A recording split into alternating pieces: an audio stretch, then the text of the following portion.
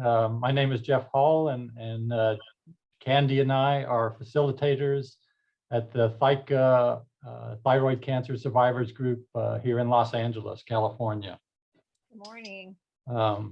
We're very pleased to welcome Dr. Rao with us, talking about the ABCs of thyroid cancer this morning. And I'm going to read a brief bio for Dr. Rao and then hand it over to her. So Dr. Rao is an endocrinologist at the Mayo Clinic in Jacksonville, Florida. Dr. Rao received her medical degree from Nova Southeastern University College of Osteopathic Medicine in Fort Lauderdale. She completed a residency in internal medicine at the University of Massachusetts and stayed for a fellowship with the school's Division of Endocrinology, Metabolism, and Diabetes. Dr. Rao went on to earn the sole annual Oncologic Endocrinology Fellowship at the University of Texas prestigious MD Anderson Center in Houston. There, she focused on the treatment of conditions such as advanced thyroid and adrenal cancers, as well as endocrinopathies thank you, that arise from other cancers or chemotherapy. And with that, over to you, Dr. Rao. Hi, everyone. It's nice to virtually meet everyone today. I've been at Mayo for a couple of years now and was previously in Washington, D.C. So I love educating patients and other providers on thyroid cancer. So just would like to kind of provide a framework and a basis to thyroid cancer, the differences, and also the general initial treatment strategies. So we'll kind of go through an overview of the prevalence of thyroid cancer, as well as the different types of thyroid cancer, as well as the management of each type. So thyroid cancer is not the most common. It's about the 12th most common cancer in the US. So, not at the top like the breast cancers and prostate cancers, and only represents around 2% of all new diagnoses of cancer per year. This is a very treatable disease, and which we'll kind of go through some of the treatments. So the mortality rate is actually very, very low, as you can see here, with an overall 5-year survival of 98%. So it's a very treatable disease overall. And you can see here that the incidence of thyroid cancer has generally increased over time. And part of this is because we found people are kind of finding these nodules through other imaging studies and working it up a little bit more proactively. So that's the reason for the increased incidence of thyroid cancer. But as you can see with the dark line at the bottom, the mortality rate has really remained unchanged. So again, further confirming that this is a very treatable cancer.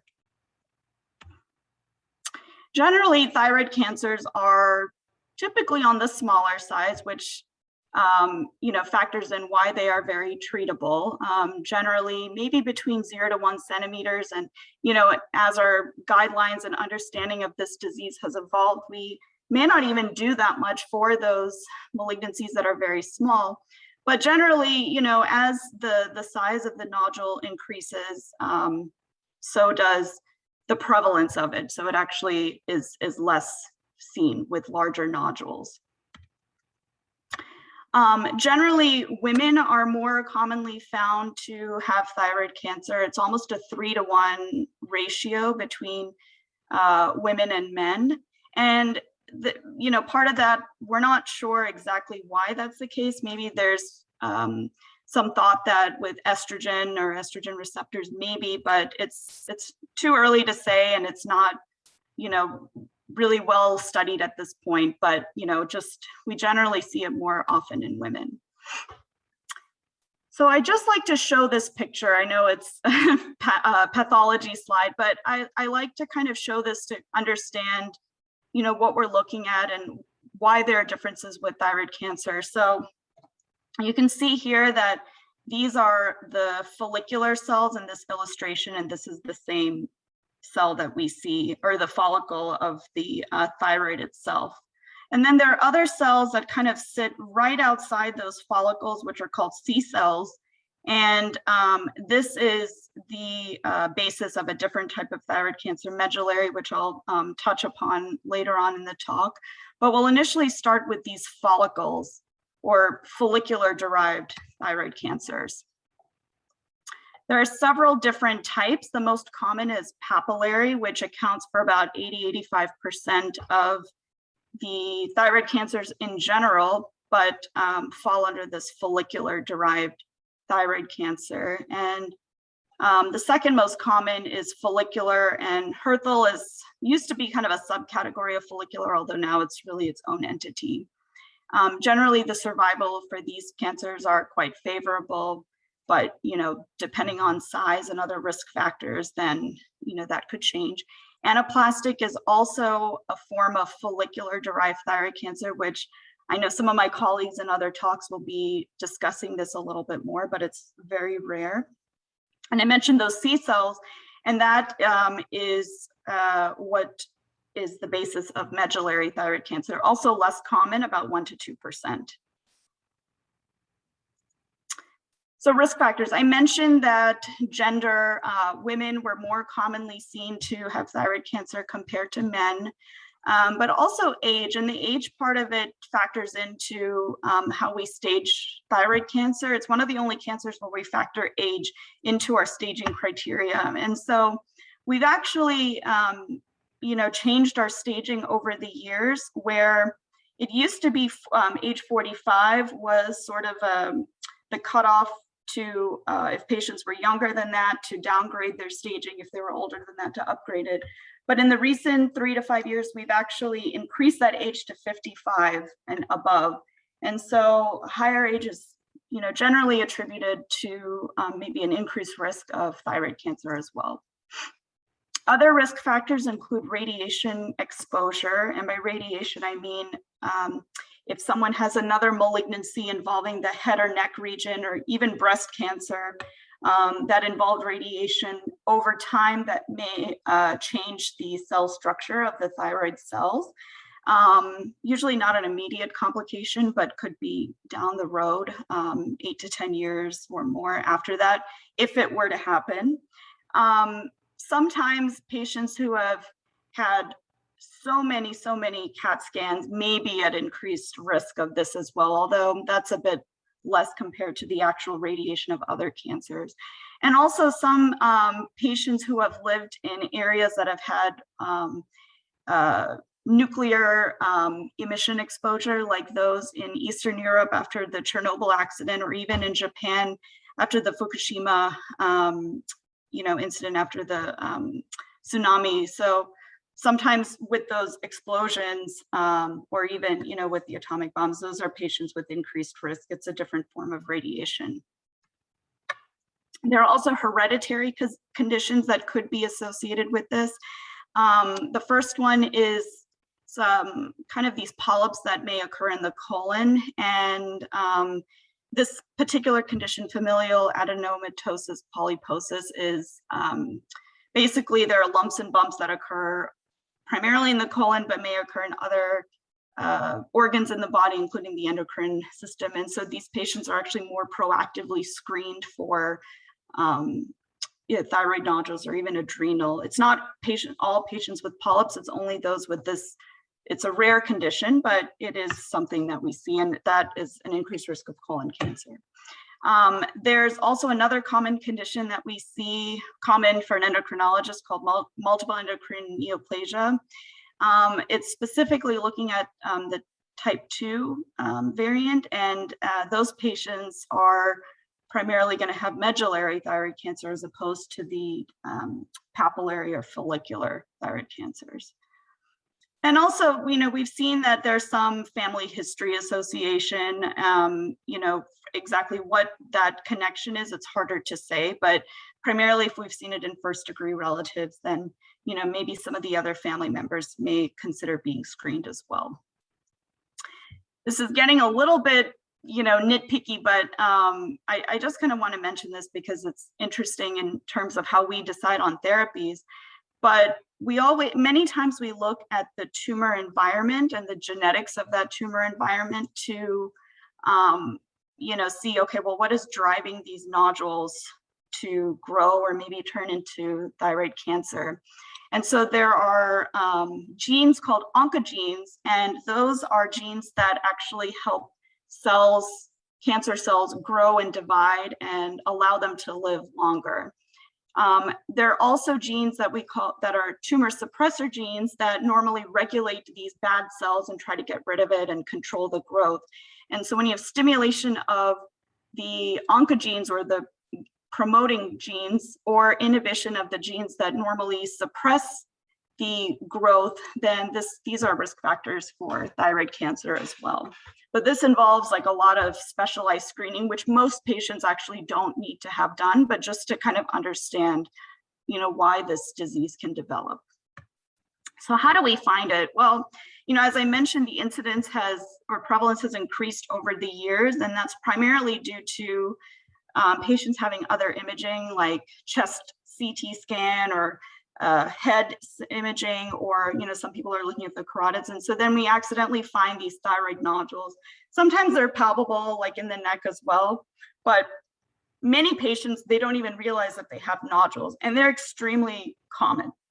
About 60% or more of patients have thyroid nodules, primarily benign, but that they didn't even know, and it wouldn't ever cause any issues at all. So about 90% of them or more are actually benign, and they're very tiny, never have an issue. But when we see thyroid nodules, either on a CT scan or other imaging, or if someone feels it in their neck, then the best test to really categorize or qualify these nodules is with history, but really looking at an ultrasound as well, and kind of defining the shape or imaging characteristics that decide on what we need to do next. And based on those imaging characteristics, we then decide, okay, well, maybe we need to do a biopsy, which is a fine needle aspiration. And that's basically where they use an ultrasound. Either radiologist or endocrinologist will use an ultrasound and put a tiny needle and aspirate up the cells within that specific nodule. And then the cytopathologist looks at those cells and kind of characterizes that nodule better. Some patients may have symptoms associated with their nodules, but these are typically those who have very big nodules or a big gland overall. And, again, many of these nodules are benign, but the larger the nodule is, and the increased risk of a malignancy there is. So some patients may have shortness of breath. And this is a picture from my old anatomy book back in the day, but just to kind of orient you, this is what we call a cross-sectional view. So it's looking at, looking at your neck from, I guess, the bottom, kind of cutting up. And so this is the front of the neck, front of your body, and this is the back, as you can see the vertebrae right here. So the thyroid sits at the base of the neck in the front, and it sits on top of or in front of the trachea here. And so sometimes patients with an enlarged gland or large nodule may push on the trachea a little bit on either side. Some patients may experience shortness of breath. The trachea has a very thick border around it, so it's actually very difficult to get short of breath, but this can definitely happen. Then the esophagus. The esophagus primarily sits behind the trachea and behind the thyroid gland as well. This is more of a softer organ, and so some patients may experience swallowing difficulties as a result of their large gland or nodule. And then these little guys here are the laryngeal nerves, recurrent laryngeal nerves, and they affect the voice, or they go into our vocal cords and control our voice. So some patients may experience hoarseness, again, because this could be pushed upon from the thyroid gland, or sometimes there's invasion into those nerves as well. And sometimes there's referred pain involving the neck pain, of course, because that's local, or sometimes patients experience ear pain as well, although that's kind of a less common finding. So that's kind of a general overview. I see there's maybe one question. I'll maybe take that question right now before moving on to the management. Okay, so I saw 50 to 100% 5-year survival for papillary. What types of things make that range?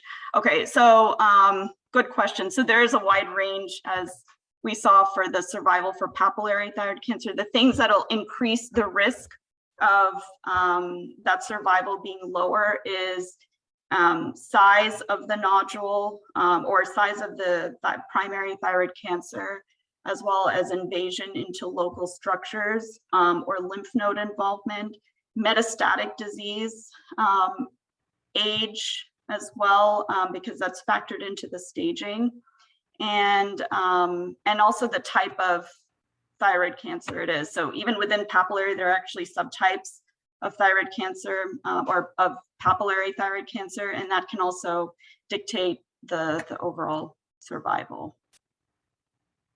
Okay, how do I get rid of this? Let me see. Okay. All right, so now we're going to get into the management, and we're going to stay within the follicular-derived thyroid cancer first.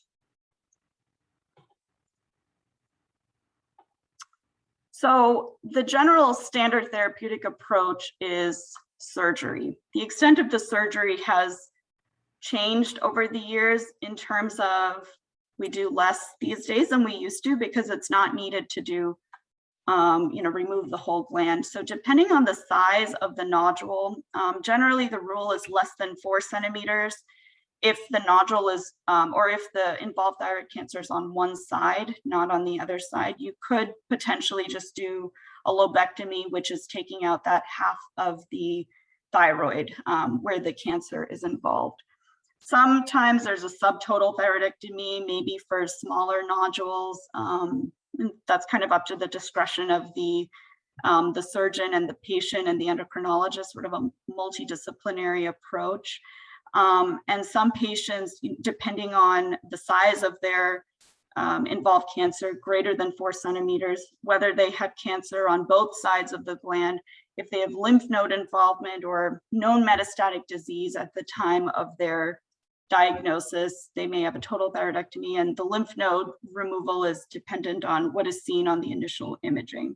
And the reason why we're doing less these days with smaller nodules is in an effort to minimize risk of surgical from the surgery itself, as well as preserving some of the thyroid so that a patient may not be fully dependent on thyroid hormone if they need it after their initial surgery. And sometimes, I kind of briefly touched on this before, sometimes if the nodule is very, very tiny, we don't even biopsy it necessarily, even if it looks suspicious, and we may just kind of follow it. So in that case, no surgery is needed in those cases. But this is detailed discussion with the endocrinologist and surgeon.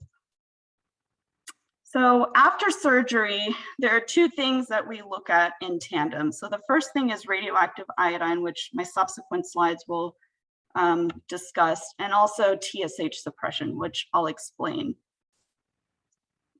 Our guidelines for choosing whether to give radioactive iodine or not is based on the American Thyroid Association guidelines that were published in 2015. There are updated guidelines that are, coming out in the next year or so, but this is a foundation of how we decide on therapy. This is a part of those guidelines, and this is specifically only for papillary thyroid cancer. We look at cancer on a spectrum, and that's true for any cancers, and we decide on their risk of recurrence based on their initial pathology, whether it was lobectomy or total thyroidectomy. And that risk of recurrence is low, intermediate, or high risk. And so these are various characteristics going from the bottom are the low risk thyroid cancers up to the higher risk.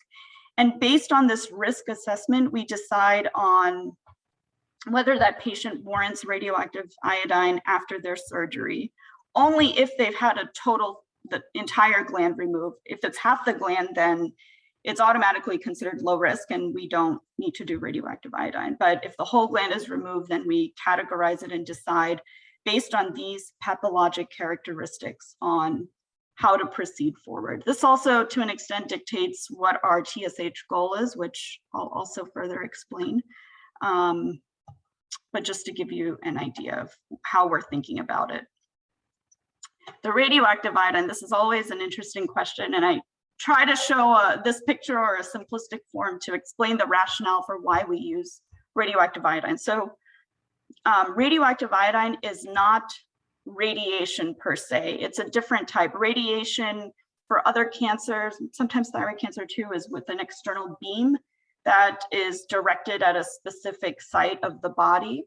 Whereas this radioactive iodine is a pill that is taken. So why do we use iodine, or this nuclear form of iodine? This is the follicular cell that I initially showed, and on the cell wall there is this what we call a sodium iodine symporter. Basically, the cell needs iodine to help make thyroid hormone and protein as well. So we use this gateway, or this door basically of the cell, to, instead of giving regular iodine, we give a radioactive form of it. So this door will open, allowing that radioactive form to go into the cell and kill it off. So that's the idea behind using iodine. We also, later on, we use a tumor marker called thyroglobulin, which is a protein that is also made from normal thyroid cells. And I still have my thyroid. If you were to check my thyroglobulin right now, it would read as high, because it's a normal protein that's made from the thyroid. But those who do not have their entire thyroid anymore should not have this protein being released, or it may be very, very low if there are only a few cells. But this is primarily to illustrate the iodine part. When do we give radioactive iodine? Well, if we give it, it's given maybe 2 months or so after their original surgery, to allow for healing of the thyroid itself, or the thyroid bed, and everything. But it is, again, based on that risk of recurrence. And so we use that stratification, that arrow that I showed you, to decide, okay, well, what is their risk of recurrence, and do they actually need to receive this therapy or not? If it's a low risk, or if they only had half of their gland removed, then typically we don't recommend radioactive iodine. But again, that's a discussion between the patient and the physician.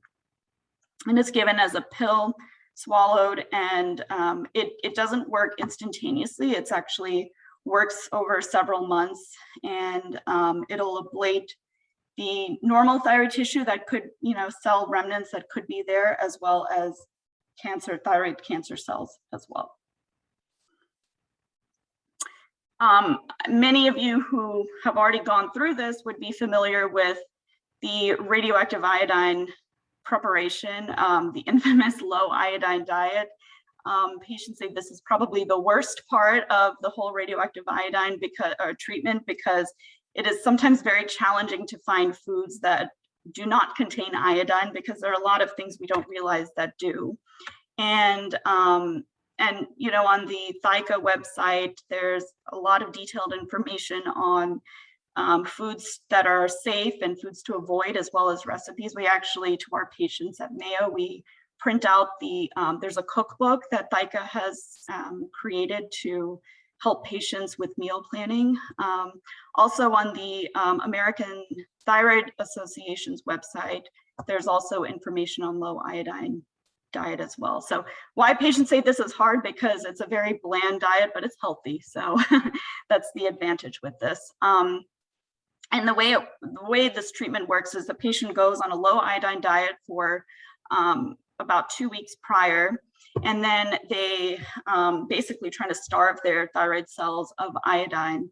And then the patient is subsequently given an artificial version of TSH to help stimulate these thyroid cells that are starved of their iodine. And then they're given the radioactive form, and the cells are hungry and they take it up more proactively. And so that's kind of the thought process of why we do this.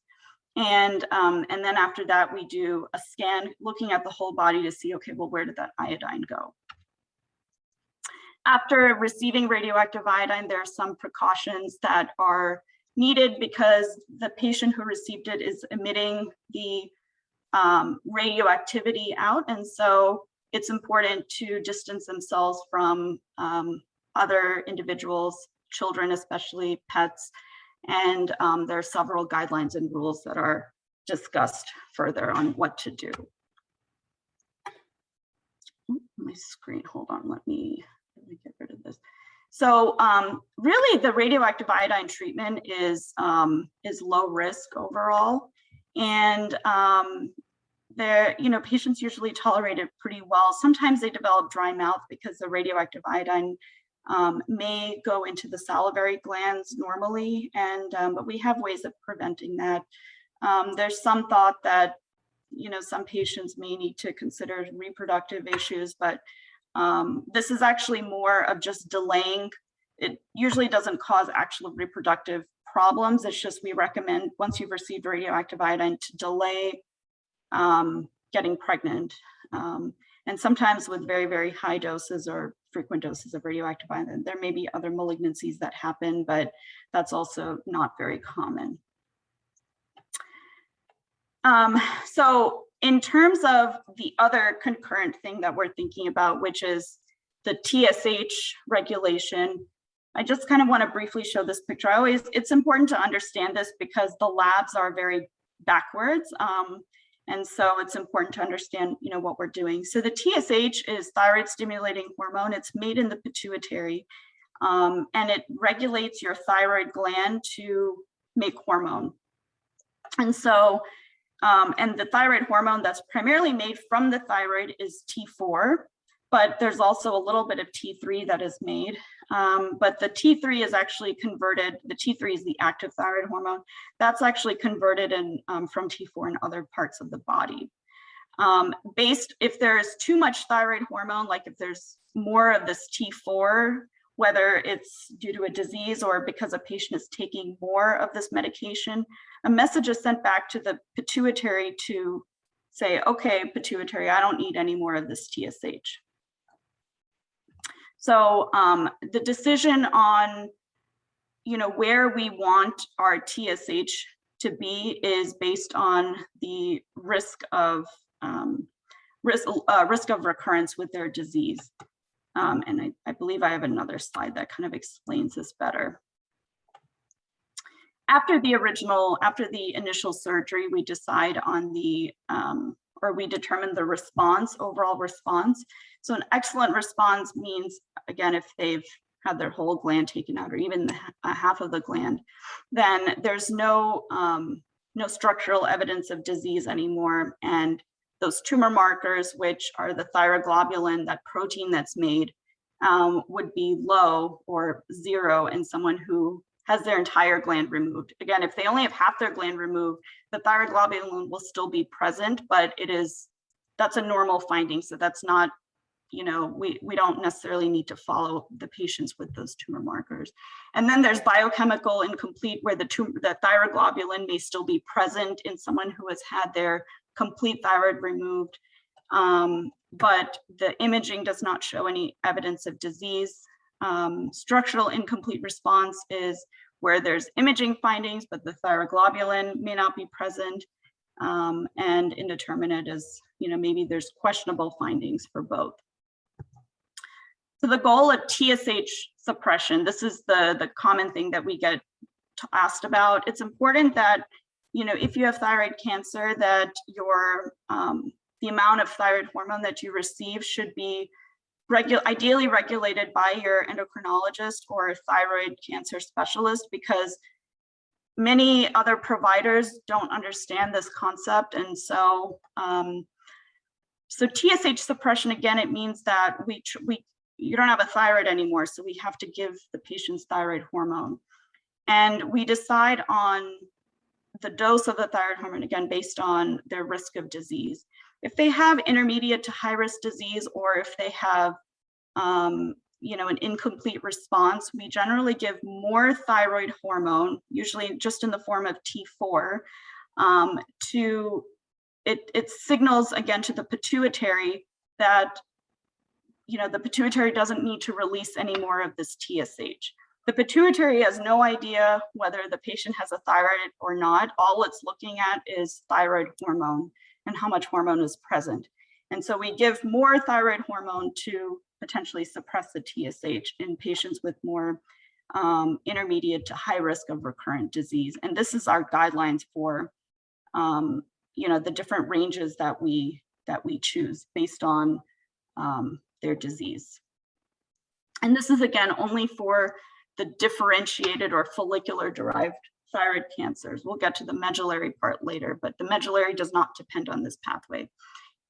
And the reason why we suppress the TSH is because we don't want it to stimulate thyroid cells that could potentially be present to grow. After all of the initial treatment has been completed, then we decide on how we're going to follow up with the patients. I typically in the first year may follow up with them more often. Even if they have like lower risk disease, I may see them a little bit more often just to make sure that nothing is changing and my initial assessment is the same. And so that may involve ultrasound maybe at 6 months from their original surgery or 6 months from their radioactive iodine. We may use this thyroglobulin as well as the antibody that goes along with it to help guide whether there's biochemical change, which could be a signal of growth potentially. We may do another iodine scan in the future. And then of course we also look at the patient and their, if they have localized symptoms of hoarseness. And based on that, we may decide on all of the above. We may decide on additional imaging. Oh, let me see, what is this? Okay, I will get back.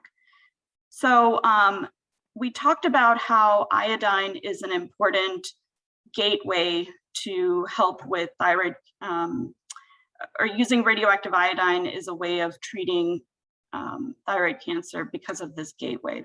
And just to be clear, after the radioactive iodine treatment, you do not need to withhold iodine from your diet. That has not ever been shown to be beneficial in the treatment of thyroid cancer. It is only simply for this radioactive iodine treatment. Sometimes as cancer cells evolve though, they may not express this iodine gateway as much anymore. And so that is defined as radioiodine refractory, which I'm not going to get too much into right now, but generally this means that if patient has known metastatic disease, that is thyroid cancer, they may not have uptake anymore of the iodine in those lesions, or they may have uptake in some of the lesions, which are the ones in green, but maybe not in others, or there is uptake, but there's still growth of some of the lesions. So this is kind of what is defined as radioiodine refractory, in which case we don't use radioactive iodine anymore. We use other treatments. So, okay, before I go to the next section, let me answer some of the questions. My TG level has come down. I'll read it. I don't know if people can see my screen. My TG level has come down from 8.99 with the TSH of 1.25 to 4.12. TSH is suppressed now in October. Lymph node confirmed by ultrasound. With the thyroxine for the reduction. Yes. Okay. This is a good question. So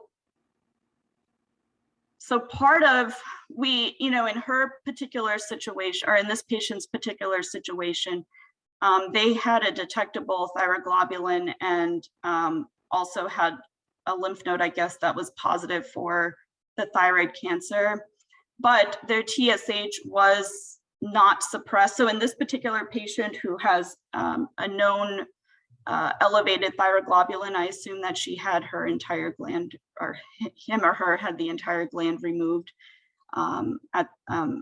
at this point. And so it is important in their situation to keep the TSH suppressed. So it is possible, even though this is not that high, it is possible that the thyroglobulin was stimulated, if you will, to increase. And so by increasing the dose, the TSH did, the TSH became suppressed, and then the thyroglobulin did go down.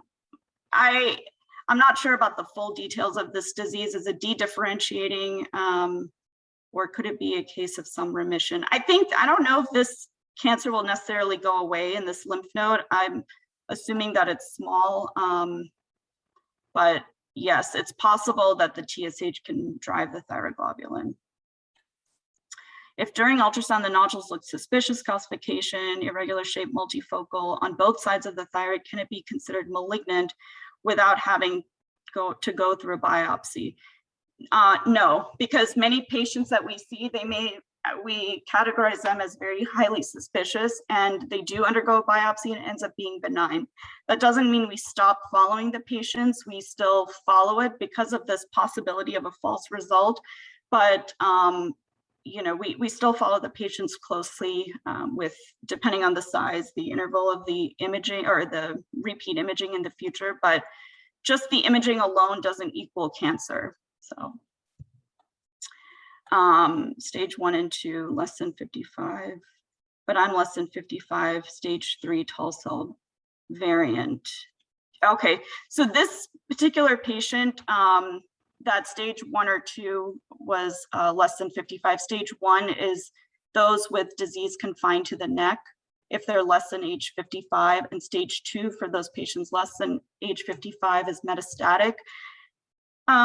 This particular patient is younger than that, and with tall cell variant categorized as stage 3.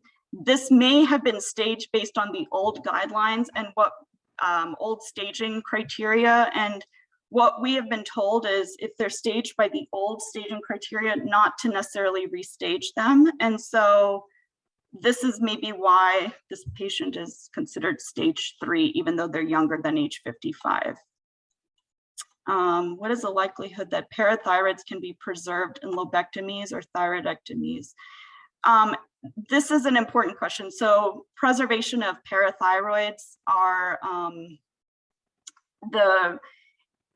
this is the importance of going to an experienced surgeon. So in a lobectomy, one of the benefits of doing a lobectomy is that there's potentially less risk of hypoparathyroidism, because we have 4 parathyroid glands that are on each side of the thyroid behind it. And so if you only take out half the gland, and even if a parathyroid is removed, you still have at least 1 or more of the parathyroids, or at least 2 if, you know, only half of the gland was removed. But going to an experienced surgeon who knows how to identify the parathyroids and preserve it is extremely important, which I'm sure a lot of my other colleagues who are surgeons have discussed. How do you know if someone has radioiodine refractory disease? This is based on if they've received several doses of radioactive iodine treatment. It was the last slide that I showed. Let me minimize this. This slide is radioactive iodine refractory. So they have known metastatic disease, no uptake or mixed uptake or growth of disease that has taken up iodine. So I'm gonna, because there's a little bit more of the presentation left, I'm gonna keep moving. Let me see, I'm gonna delete these. Okay. Let me check the time. Okay, we have about 20 minutes left, so I'll try to get through the rest of the questions. So medullary thyroid cancer is the cancer, okay. It's the cancer involving the C cells. So C cells are actually neuroendocrine cells that happen to live within the thyroid. So they're not these follicular cells that we were talking about before. But the C cells are not commonly it's not that much within the thyroid. There are C cells always present, but only about 1% of thyroid cells. Medullary thyroid cancer encompasses about 1 to 2% of thyroid cancer, so not that common. There are these neuroendocrine tumors, as I said, involving the C cells of the thyroid gland. They're sometimes known as parafollicular cells. Para means next to thyroid cells, so that's the name. And the C cells produce calcitonin. So calcitonin with someone who has a thyroid is going to be present, but it is sometimes more produced in patients with medullary thyroid cancer. Because this is a neuroendocrine tumor, it has different symptoms compared to, or additional symptoms compared to the differentiated thyroid cancer or follicular-derived thyroid cancer. And the neuroendocrine part may cause diarrhea and flushing in some patients. Patients with medullary thyroid cancer have a higher genetic association with their disease. About 25% of these patients do have this genetic correlation. So we send all patients with medullary thyroid cancer to a geneticist in our practice. And the somatic part means somatic is it just came about. It wasn't an inherited condition. So that's the sporadic part. So most patients with medullary have sporadic disease, 75% of them in this situation, and they're generally found, fourth to sixth decade. The germline mutations or the inherited medullary cancer is may be found as part of this syndrome, the multiple endocrine neoplasia type 2, and within type 2 there's 2A and 2B. And this is involving this proto-oncogene. Remember, the oncogene is something that stimulates cells to grow and prevents them from dying. And this is a mutation in this RET gene. And because this is an inherited condition, sometimes this is found in younger patients. So what do we do for medullary thyroid cancer? Well, in this situation, unlike the follicular-derived thyroid cancer, we actually do check the calcitonin. And there's another tumor marker called CEA, because the amount of the calcitonin or CEA may drive how much surgery we may do or how much imaging we may do at the onset. So if this calcitonin is very high, then we need to evaluate for metastatic disease. And the calcitonin is usually above 200 to 500 in these patients. And so then we'll do other additional imaging to assess for metastatic disease. But the mainstay of treatment, just like with the follicular-derived thyroid cancer, is surgery.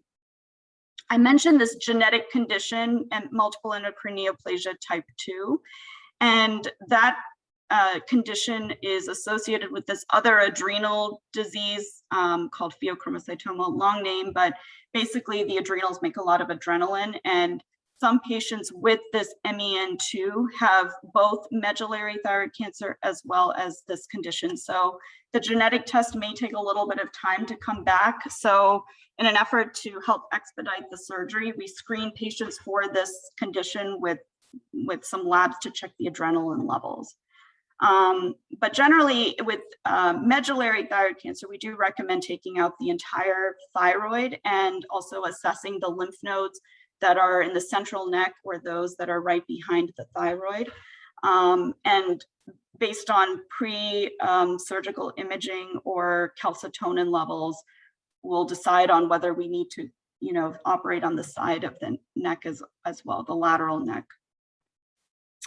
And unlike the follicular-derived thyroid cancers, medullary is not dependent on TSH. And so in all of these patients, the TSH goal can be normal. You do not need to give more medication to suppress their TSH at all. It is just purely a normal amount. This is a complicated algorithm. This is more for the physician, but the goal of this is after surgery, we follow patients a little bit more closely. 3 months after we look at their labs, their tumor markers, we may consider doing imaging.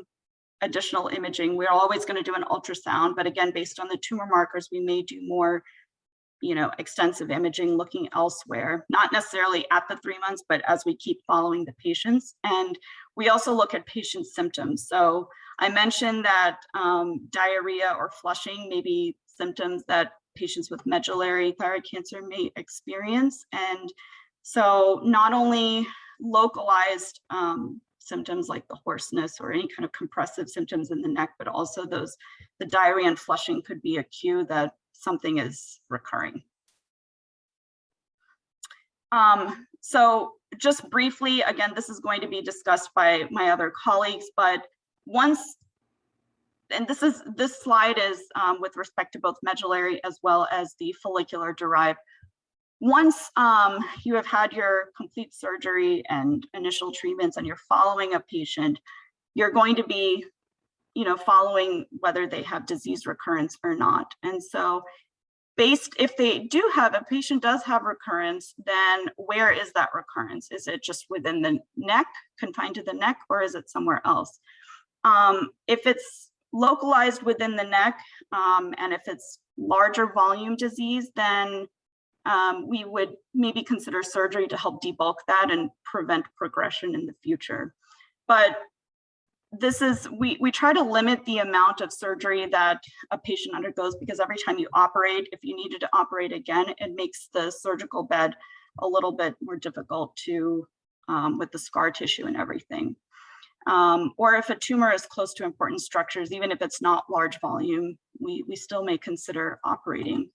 If it's a metastatic disease, if it's a single area and it's surgically amenable, we also may operate. Then we continue to observe. So we may observe at this point as well, if there's just localized disease and it's small and not progressing, but even after surgery, it's a lot of watching and waiting, which I know can be difficult for many patients, but trust your provider. We don't want to be too aggressive all the time because it can cause other problems. We may also consider localized treatments. So, I mentioned the surgery already, but at Mayo, we do something called ethanol ablation, where we inject alcohol. Let's say someone has a lymph node that has recurred, maybe 1 or 2 lymph nodes that are really small in the neck. And, to do a surgery again is maybe a more aggressive approach, although, that used to be the case.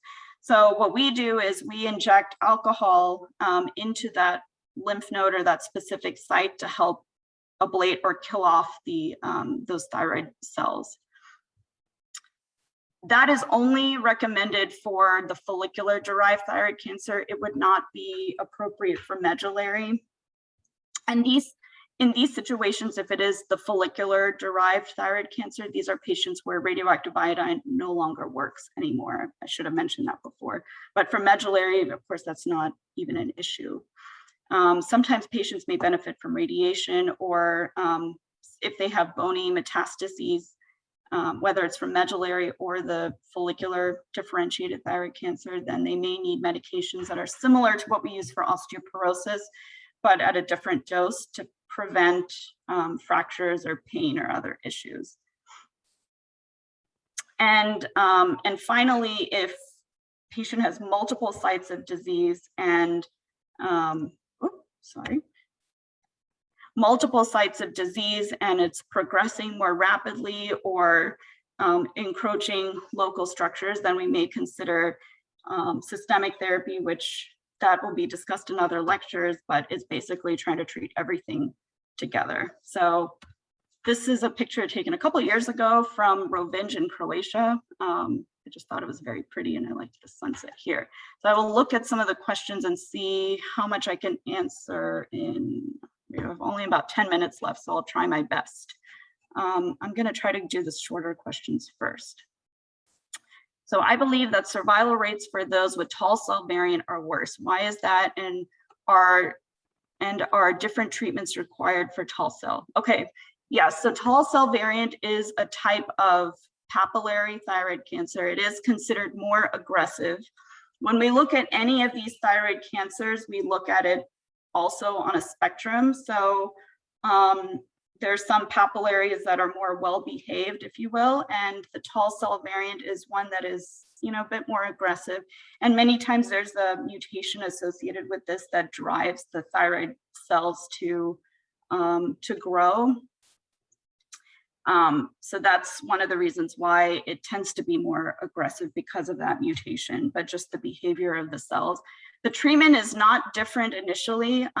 It's still surgery, radioactive iodine, and TSH suppression with the more thyroid hormone. But sometimes many of these patients, eventually they may not take up the iodine anymore. They become radio iodine refractory, partly because of that, the mutation is called BRAF mutation, and that may be driving this refractory setting. And so then we may consider localized treatments, like I mentioned, or if needed, systemic therapy, although we reserve systemic therapy for more difficult situations. So that's that. Okay. Papillary thyroid cancer, 10 years ago, the whole gland was removed. My TSH levels fluctuate, monitored every 3 months. Can I stabilize my TSH by diet or lifestyle? So the TSH levels can fluctuate for a number of reasons. One is, and I'm sure this person is taking their thyroid medication correctly, but as many of you know, you have to take your thyroid medication, ideally first thing in the morning, but basically without food, with water only. Try not to take it with other medications, especially those containing calcium or iron, because thyroid medication is very finicky and it needs to be by itself to get absorbed most effectively. So if that absorption is compromised because of taking the medication incorrectly, then that can cause the TSH levels to fluctuate.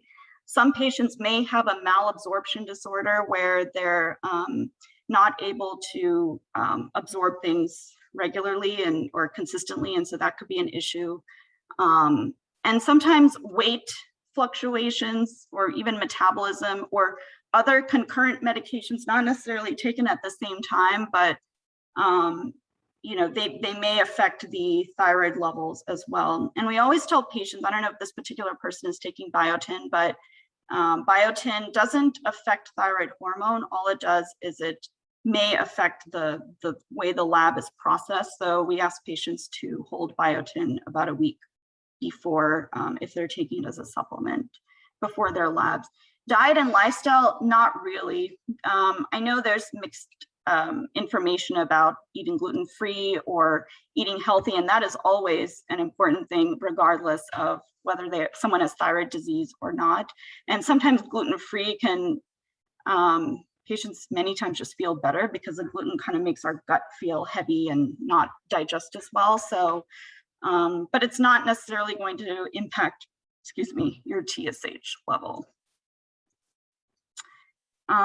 What does calcifications on an ultrasound indicate? It depends on the calcification. So if they're larger calcifications, usually that's actually considered lower risk. We call them macro calcifications, and that could just be, sometimes there are calcium deposits that occur in a nodule that has been there for so many years. We still recommend biopsying that to confirm, but generally it's lower risk. The microcalcifications are the ones that we're more concerned about. And within the follicular cells, there's something called a specific type of cell called a psammoma body. And that is a type of cell that may be more present in papillary thyroid cancer specifically. And that cell may produce this calcification, and so it kind of looks like stars if you're looking at the ultrasound, like starry night type of thing.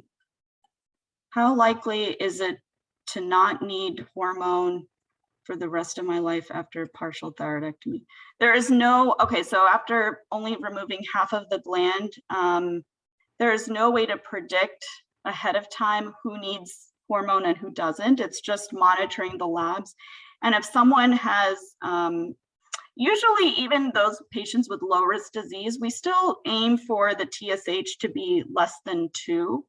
And so, well, a patient may not need hormone because they still have their other half of the gland and their TSH is normal, but maybe above 2, then we still may consider just adding a low dose of thyroid hormone, but there's no way to predict ahead of time who needs it and who doesn't. It's just a matter of following the labs. And so 2 years after total thyroidectomy, my ultrasound showed a suspicious cervical neck lymph node on the left side. Biopsy was benign, and ultrasound 4 months later showed that the left lymph node was larger, and lymph node on the right side showing slight enlargement. Next to ultrasound 6 months later showed slight enlargement of the left lymph node. I'm scheduled for another ultrasound next year. Is it common to have suspicious lymph nodes after total thyroidectomy? Yes. So depending on the original pathology of the disease, there may be risk of recurrence involving a lymph node. Generally, patients who already have lymph node involvement at the start of their at the time of their diagnosis may are at increased risk of developing recurrent lymph node disease because the cancer is already in their lymphatic system. But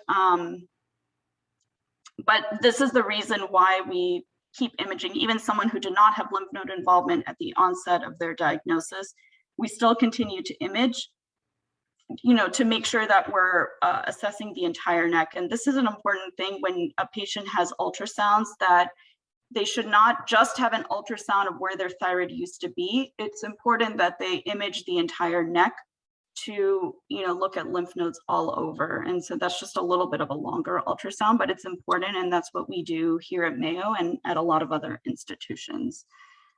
I just got my diagnosis at the end of September, still trying to understand the treatment after surgery and the vocabulary. So if I'm having a partial thyroidectomy for low risk papillary 2-centimeter nodule next month, will I need suppression therapy after? If you're only getting a lobectomy and the patient, and this is considered a low risk thyroid cancer, then you don't need TSH suppression. So by suppression, I mean less than like 0.1 or even 0.3, depending on the labs. But like I said, we do recommend the TSH to be less than 2, preferably. So some patients may need a little bit of supplemental thyroid hormone. Do you see an increase in the recurrence after pregnancy? Have you ever seen an increase in thyroglobulin without a recurrence disease? Yes, so sometimes thyroglobulin may increase, but we can't identify where the disease is. So if the patient has had a total thyroidectomy, and let's say they've had radioactive iodine as well, then the thyroglobulin may still be present, but there's no structural evidence of disease. So this is where that TSH suppression is important.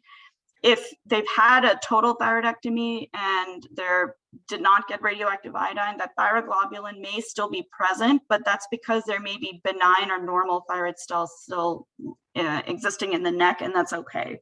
But we still follow the trend of the thyroglobulin even otherwise. So, okay. All right. We're at 9:30. Thank you very much, Dr. Rao, for a very informative talk and for answering all our questions. And I'll encourage folks to tune into our other sessions throughout the day and tomorrow. And thank you all for attending. Thank you. Thank you, Dr. Rao. Thank you.